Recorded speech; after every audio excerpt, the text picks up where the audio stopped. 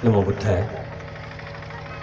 सिरसिया के सभी ग्रामीण माताएं बहनों, सभी बुजुर्ग और बालक और साथ ही भगवान बुद्ध की सूक्ष्म अनुभूति को महसूस करते हुए आज इस पूर्णिमा के अवसर पर जो कहते हैं, हमारे वक्ताओं ने कहा है कि ये पर्व बड़ा महत्वपूर्ण है बौद्ध धर्म के अनुसार से, और साथ ही मंच पे उपस्थित अध्यक्षा प्रियंका यादव जी, टी प्रसाद जी, हमारे मुख्य वक्ता मौर्य साहब के एक गरिमामयी वक्तव्य को तो आपने सुना ही, और साथ ही महेंद्र बनते और हमारे दूसरे बनते और सभी साधक। जब भगवान बुद्ध की बात होती है तो एक चीज मुझे जो दिखाई देती है उसमें सर्वप्रथम बुद्ध ने वो किया, उस यात्रा को तय किया जहां ज्यादातर धर्म के लोग पहुंच नहीं पाते। बुद्ध ने पहले किसी को उपदेश नहीं दिया, बुद्ध ने किसी से कुछ कहा नहीं। सबसे पहले बुद्ध ने अपने उस सिद्धार्थ को, जो सिद्धार्थ बालक के रूप में था, उसको मार डाला। मारा है उस बच्चे को, और तब जाकर वो बच्चा जो था, वो बुद्ध, जो सिद्धार्थ का बीज था, उस बीज को जब मिट्टी में मिलाया उसने, और उस मिट्टी के शरीर को, उस बीज के शरीर के टूटने के बाद जब उसमें से एक नया कोपल निकला, उसी कोपल को, उसी वृक्ष को, और बड़े वृक्ष को बुद्ध के नाम से ये पूरी दुनिया जानती है। जब तक इंसान खुद को समेटकर और संजोकर और सुरक्षित रखता है, तब तक बुद्धत्व पैदा नहीं होता है। बुद्ध ने कहा है कि जन्म दुख है, जीवन दुख है और मृत्यु भी दुख है। जब तीनों दुख है तो इसका मतलब ये मानव जीवन ही दुख है बुद्ध के अनुसार से। लेकिन उन्होंने जिस बात को कहा है कि जब कभी भी कोई इंसान जन्म लेता है और ये सोचता है कि मैंने जन्म लिया है, जीवन जीता है, ये सोचता है मैंने जीवन जिया है, जब अपने जीवन में कुछ भी करता है और ये सोचता है कि मैंने कुछ किया, यानी जब जब अहंकार का जन्म होता है, जब जब अहंकार रूपी जीवन को जीता है और जब जब अहंकार की मृत्यु होती, ये सारे के सारे दुख है, यानी मैं का जन्म लेना दुख है। भगवान ने ये नहीं कहा कि बालक का जन्म होना दुखद है, भगवान ने ये नहीं कहा कि बालक का जीवन जीना दुखद है। वो कहते हैं अहंकार पूर्ण जीवन को जीना दुखद है। उस अहंकार को मार डालो, और जिस दिन उस अहंकार को मारता है कोई इंसान, तो उसके अंदर से बुद्धत्व पैदा होता है। हमें उस अहंकार को मारने की जरूरत है। भारत कई बार, हमारे भंते जी ने यह सवाल भी उठाया कि कई लोग कहते हैं कि बुद्ध की शिक्षाओं के कारण से भारत के लोग कुछ हद तक कायर हो गए, हथियार उठाना छोड़ दिया उन्होंने। अगर बुद्ध की शिक्षा में कोई कमी होती तो आज जापान वैसा नहीं होता, चीन वैसा नहीं होता, थाईलैंड मलेशिया वैसा नहीं होता, जहां बच्चों को उनके स्कूलों में युद्ध कला यानी मार्शल आर्ट की भी शिक्षा दी जाती है, और साथ ही प्रयोग और विज्ञान की भी शिक्षा दी जाती है। बुद्ध ने कभी यह नहीं कहा कि शरीर से तुम अपने आप को कमजोर कर लो अगर तुम अहिंसक बनना चाहते हो तो। बुद्ध ने कहा कि युद्ध खोरी से बचो, युद्ध करने की तत्परता से बचो। बुद्ध ने यह नहीं कहा कि सभी को अहिंसक हो जाना चाहिए, किसी तरह का रक्तपात नहीं करना चाहिए, किसी को दुख नहीं देना चाहिए। अगर बुद्ध की शिक्षा में दुख नहीं देना है, अगर सिर्फ बुद्ध की उस शिक्षा को माने, तो भारत के सभी सर्जन्स, सभी आर्मी के लोगों को जेल में होना चाहिए, क्योंकि कहीं ना कहीं एक सर्जन जब सर्जरी करता है तो मरीज को कष्ट देता है, काटता है, खून बहाता है, लेकिन उसको पुरस्कार से सम्मानित किया जाता है। जब कभी कोई जेल का जल्लाद किसी अपराधी को फांसी की सजा देता है तो उसे वेतन मिलते हैं, और अंत में उसे रिटायरमेंट के पेंशन भी मिलते हैं, उसे फांसी नहीं दी जाती है। भगवान बुद्ध या महावीर जैन या जीसस क्राइस्ट जैसे लोग जब अहिंसा की बात कहते हैं तो वो ये कह रहे हैं कि हिंसा की प्रवृत्ति में आनंद लेने वाला हिंसक, हिंसा या अहिंसा से कोई लेना देना नहीं। हिंसक वो है जो हिंसा में आनंद लेता है, कई बार ऐसे कई लोगों को, कई अपराधियों को आपने देखा होगा, वो अपराध करते हैं और अपने मित्र मंडली में जब बैठते हैं तो बखान करते हैं कि मैंने किसी एक आदमी को इस तरीके से मारा। कई लोग तो ये भी कहते हैं कि उसके सीने में मैंने इतने बुलेट उतार दिए। कुछ लोग तो ये भी कहते हैं कि कैसे तड़पा तड़पा कर मारा। यानी ये वो लोग हैं जो हिंसा में आनंद ले रहे हैं। तो हिंसक वो है जो हिंसा में आनंद लेता, नहीं तो अगर जरूरत पड़ी कभी भी कष्ट देने की। एक माँ है, कहते हैं स्त्रियां बहुत ज्यादा ममतामयी होती है, करुणामयी होती है। प्रत्येक माँ अपने बच्चे के शरीर पे खरोच भी बर्दाश्त नहीं कर पाती है, लेकिन जिस दिन उस बच्चे के शरीर में किसी अंग में कोई गैंग्रीन या कोई ऐसी बीमारी हो जाए जिससे कि उसके पूरे शरीर में कैंसर जैसी बीमारी या ट्यूमर फैल सकता है, तो वही माँ बहुत प्रेम से उस बच्चे को अपने ही किसी डॉक्टर के पास लेकर जाती है और कहती है सर्जरी कर डालो इसका। कष्ट के लिए खुद तैयार हो रही है, इसलिए क्योंकि बच्चे का समूल नष्ट हो जाए, सब कुछ खत्म हो जाए, इसलिए थोड़ा सा कष्ट दे दो। लेकिन माँ रोती है जब बच्चे के शरीर पे चीरा लगता है, तो माँ रोती है। माँ हिंसक प्रवृत्ति की नहीं है, आनंद नहीं ले रही है हिंसा में। हिंसक वही है जो हिंसा में आनंद लेता है।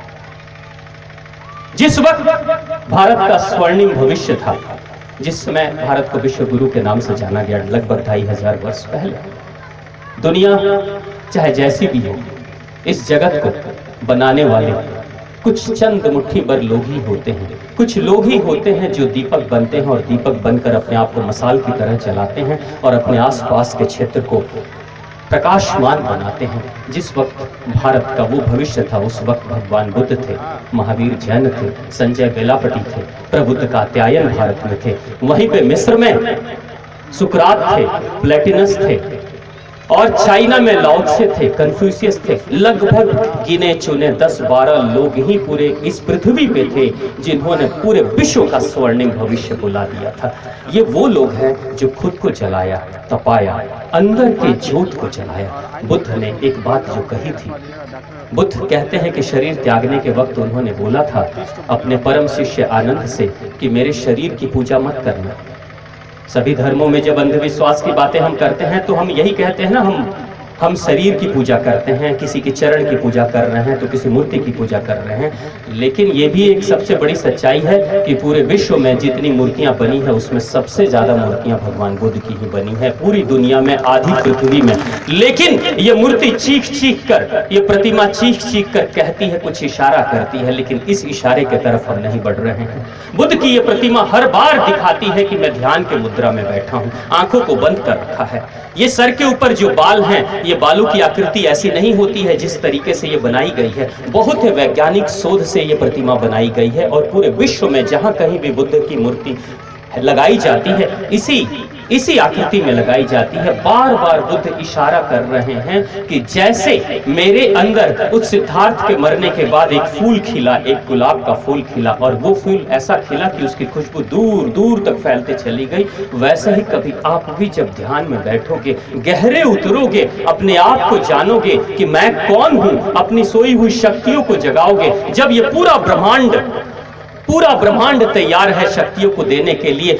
लेकिन कभी किसी रेडियो स्टेशन से फ्रीक्वेंसीज निकल रही हैं, लेकिन कोई अगर इंसान अपनी रेडियो को बंद करके बैठा है तो उसे क्या पता चलेगा कि वो कौन सी फ्रीक्वेंसी निकल रही है और कौन सा प्रोग्राम चल रहा है। बुद्ध कह रहे हैं कि तुम अपने भी उस ट्रांजिस्टर को ऑन करो, अपने अंदर की शक्तियों को जगाने के लिए, जिसको कई बार कुंडलियां भी कहते हैं, उन शक्तियों को जगाने के लिए अपने आप को खोलो, अपने दिल को, अपने मस्तिष्क को, अपने जहन को खोलो। खोलने का मतलब स्वीकार करना। कई बार लोगों ने यह भी इल्जाम लगाया कि बुद्ध और बुद्ध के धर्म के मानने वाले लोग नास्तिक हैं या ईश्वर को नहीं मानते हैं। मुझे लगता है सबसे ज्यादा आस्तिकता अगर कहीं है तो वो बौद्ध धर्म में है, क्योंकि आस्तिक वो होता है जो सबको स्वीकार करने की प्रवृत्ति जिसके अंदर होती है। नास्तिक वो होता है जो इनकार करता है, और इनकार सिर्फ दूसरों को नहीं, खुद को भी इनकार करता है। यानी जो अपनी शक्तियों को नहीं पहचानता है, उसको जगाने की कोशिश नहीं करता है, वो सच्चे अर्थों में नास्तिक है। चाहे वो कितना भी मंदिर, मस्जिद या गुरुद्वारे चले जाए, लेकिन वो नास्तिक है जो खुद को नहीं पहचानता है। और सच्चे अर्थों में आस्तिक वही है जो खुद को पहचाना है। बुद्ध ने खुद को पहचाना है। बुद्ध के उस प्रयोग को, विपत्सना को, मुझे दुख होता है। मैंने ऐसे बहुत सारे लोगों से मैं मिला जो बुद्ध को एक गुरु की तरह देखते हैं, मानते हैं, उनके राह पे चलते हैं, लेकिन कभी पूछा कि कभी ध्यान करते हो, कभी विपत्सना में जाते हो, तो कहते हैं ये करने की क्या जरूरत है। वो भी वही कर रहे हैं, अपने घरों में मूर्तियां लगा रखा है और सामने अगरबत्तियां जलाते हैं, फूल चढ़ा देते, बस इतना ही भर कहते हैं। लेकिन बुद्ध जिस बात को कह रहे हैं उसके तरफ कोई नहीं बढ़ रहा है। बहुत कम, चंद मुट्ठी भर लोग हैं। बुद्ध जैसे लोग जब थे, जिस वक्त बुद्ध थे, उस वक्त एक बहुत ही विद्वान पाटलिपुत्र का एक इंसान आया था। बहुत मन में सवाल, अक्सर पढ़े लिखे लोगों के मन में बहुत सारे सवाल होते हैं, तो उसके मन में भी बहुत सारे सवाल थे। उसने कहा कि मुझे मेरे इन सवालों का जवाब आप दे दो, तब आपके धर्म को मैं स्वीकार कर लूंगा, तब आपके शिष्यत्व को मैं स्वीकार करूंगा। बुद्ध ने कहा कि ठीक है, मैं दूंगा, लेकिन उसके लिए कम से कम 1 वर्ष के लिए आपको मेरे साथ रहना पड़ेगा, फिर मैं आपके सारे सवालों का जवाब दे दूंगा। वो कहता है कि 1 वर्ष क्यों, जब आप दे सकते हो सभी सवालों का जवाब तो आज ही दे दो ना, मुझे 1 साल के लिए क्यों इंतजार करा रहे हो। लेकिन उन्होंने कहा नहीं, 1 वर्ष रहना पड़ेगा, 1 वर्ष ध्यान करना पड़ेगा, उसके बाद मैं सारे सवालों का जवाब दूंगा। जिस समय वो इंसान सोच रहा था, तब तक दूसरा भिक्षु कहता है कि सुनो, जो पूछना है आज ही पूछ लो, क्योंकि 1 वर्ष के बाद तुम पूछने लायक नहीं रहोगे, तुम्हारे सारे सवाल मर जाएंगे। उसके बाद से तुम जो रहोगे वो डिफरेंट रहोगे, वो अलग रहोगे, तुम्हारे जैसा दूसरा कोई नहीं होगा। बुद्ध ने क्या कहा? बुद्ध ने कभी किसी को बदलने की कोशिश नहीं की। बुद्ध ने सिर्फ यही कहा कि अंदर जब प्रवेश करोगे, अंदर जाओगे, गहरे तल में उतरोगे, तो पता चलेगा कि कोई हमसे परे नहीं है, कोई जुदा नहीं है। जैसे एक वृक्ष में बहुत सारे पत्ते होते हैं, एक पत्ता दूसरे पत्ते को देखे तो वो यही सोचेगा कि ये हमसे भिन्न है, लेकिन ध्यान के माध्यम से जो पत्ता अगर गहरी चेतना में अपने उतरने लगे नीचे, तो वो पत्ते से होते हुए टहनियां, टहनियों से होते हुए तना, और तनों से होते हुए जड़, और जड़ के नीचे जब जाएगा, उस वृक्ष के जड़ में प्रवेश कर जाएगी उसकी चेतना, और जड़ से जब उस वृक्ष को देखेगा तो उसे लगेगा सब तो मेरी ही संतान है, सब तो मेरे ही हैं, कहाँ है अलग, कौन है हमसे जुदा। लेकिन ये सारी बातें उपदेश की अगर हम सिर्फ किताबों को, पुस्तकों को पढ़कर और बुद्ध की बातों को कह रहे हैं, तो बात वही हो रही है कि जैसे एक बार बुद्ध के पास एक अंधे इंसान को लाया गया था, और गांव के सभी लोग उस इंसान को पकड़ कर लाए थे और बोला था कि इस इंसान को हम लोग कितना समझाते हैं कि प्रकाश है दुनिया में, अभी दिन हो चुका है, और रात होती है तो बताते अंधेरा भी होता है, लेकिन ये मानने को तैयार नहीं है। आप सदगुरु हो, इसलिए आपके पास लाए हैं कि आप ही इसको शिक्षा दे दो, बता दो कि प्रकाश है, प्रकाश का अस्तित्व है, इसको मानने के लिए आप समझाओ।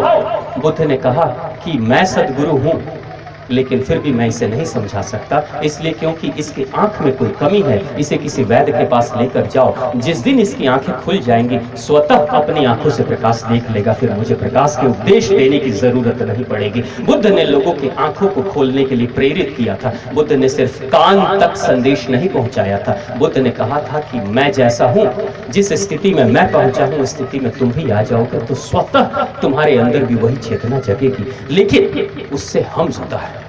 और बौद्ध धर्म अगर आज कहीं ना कहीं लोगों की तादाद कम हो रही है, तो उसके पीछे सिर्फ कारण ये कि जो लोग भी बौद्ध धर्म को लेकर चल रहे हैं, वो खुद उस गहराई में उतर नहीं पा रहे हैं। और रही बात जहां तक किसी भी धर्म की शिकायत करने की, तो मुझे लगता है कि बुद्ध जैसी एक ऐसा व्यक्तित्व था कि बुद्ध ने सबको स्वीकार किया था।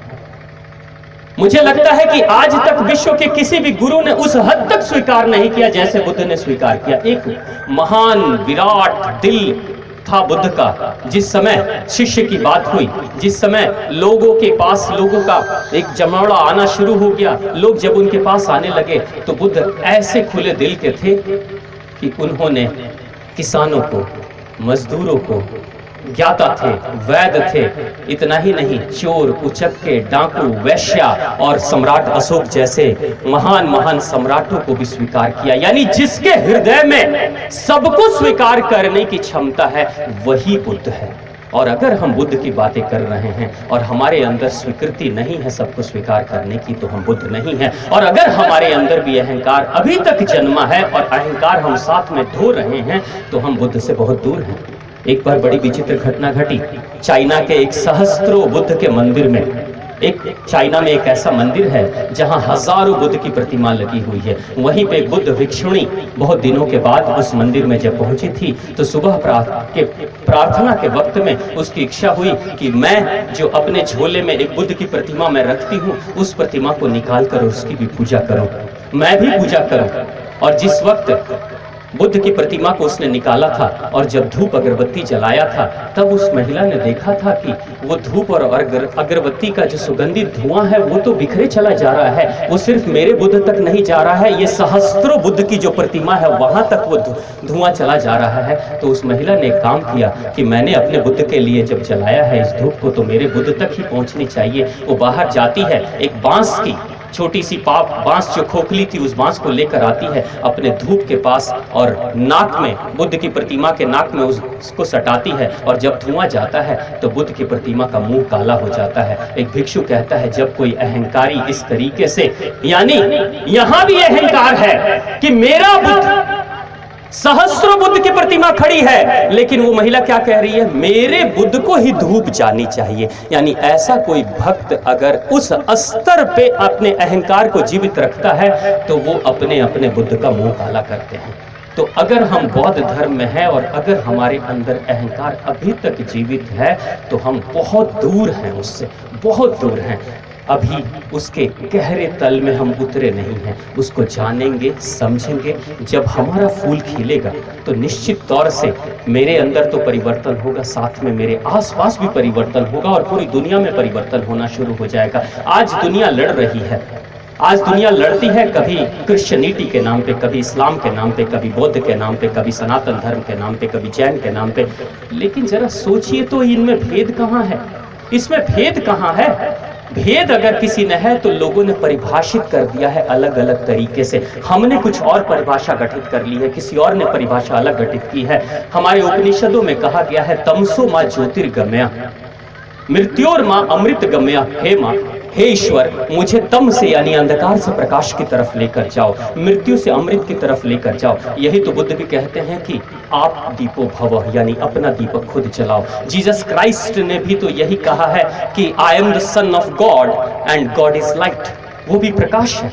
और इस्लाम में कहा गया है नूर इलाही, नूर का मतलब होता है लाइट, यानी वही है जो प्रकाश है। यानी सभी गुरुओं ने, सभी पैगंबरों ने तो प्रकाश की ही बातें की है। तो इन धर्मों में भेद कैसे हो गया? भेद किया है कुछ अनुयायियों ने जो अलग तरीके से परिभाषित किया है।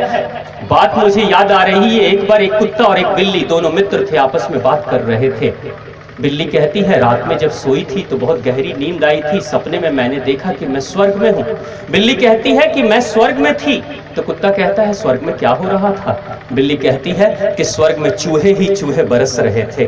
कुत्ता डांट कर कहता है बेवकूफ, स्वर्ग में चूहे बरसते हैं? स्वर्ग में तो हड्डियां ही हड्डियां बरसती हैं। यानी हमने अपनी दुनिया खुद से गठित कर ली है। बिल्लियों को चाहिए चूहे तो चूहे बरसा दिया, कुत्तों को चाहिए हड्डियां तो हड्डियां स्वर्ग में बरसा रहा है। और कोई अगर सन्यासी तपस्वी होगा तो वो कहेगा स्वर्ग में फूलों की वर्षा हो रही है। जगत हमने निर्माण किया है और ये जगत जो है ये मकड़ी की तरह, बिल्कुल जैसे मकड़ी निर्माण करती है अपने जाले को, अपना जाला बनाती है, उसी में रहती है, उसी में घुट घुट कर मर जाती है एक दिन फंदे में फंसकर, और लास्ट में कहती है कि जगत बुरा है। जगत बुरा नहीं है, हमने इस जगत को कैसे किस तरीके से परिभाषित किया है उसके अनुसार से ये दुनिया बनती है। तो मैं तो यही कहूंगा कि इस दुनिया में कुछ भी करने से पहले एक बार अपने अंदर की यात्रा इस प्रतिमा की गरिमा को रखते हुए, इस जैसे बुद्ध इशारा कर रहे हैं कि अंदर तो उतरो, एक बार अंदर जब उतरेगा कोई इंसान तो निश्चित तौर से वो किसी भी तरह के व्यसन से, मैंने प्रयोग किए हैं, मैंने कुछ लोगों पे प्रयोग किए, जिन लोगों को कहा जाता है कि शराब पी रहे हैं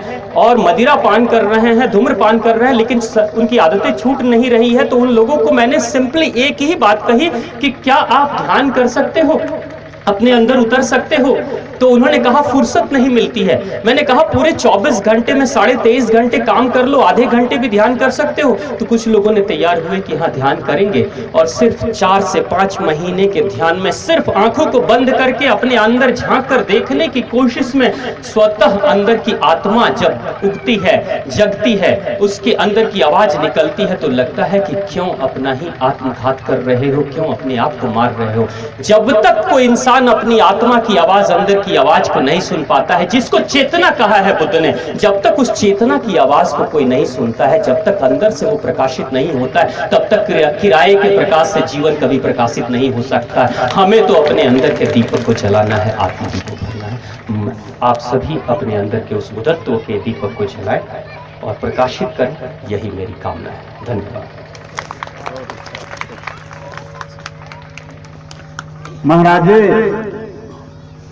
आपने सबको अभिभूत कर दिया और धर्म का वास्तविक महत्व बताया। जैसा मैंने भी पहले बताया, आदि मानव से महामानव यह प्रक्रिया है, और आप जैसे मनीषी लोगों से यह प्रेरणा मिलती रहे, ज्ञान मिलता रहे, तो हम लोगों का जीवन भी धन्य हो जाएगा और आने वाली पीढ़ियां निश्चित स्वर्णिम भविष्य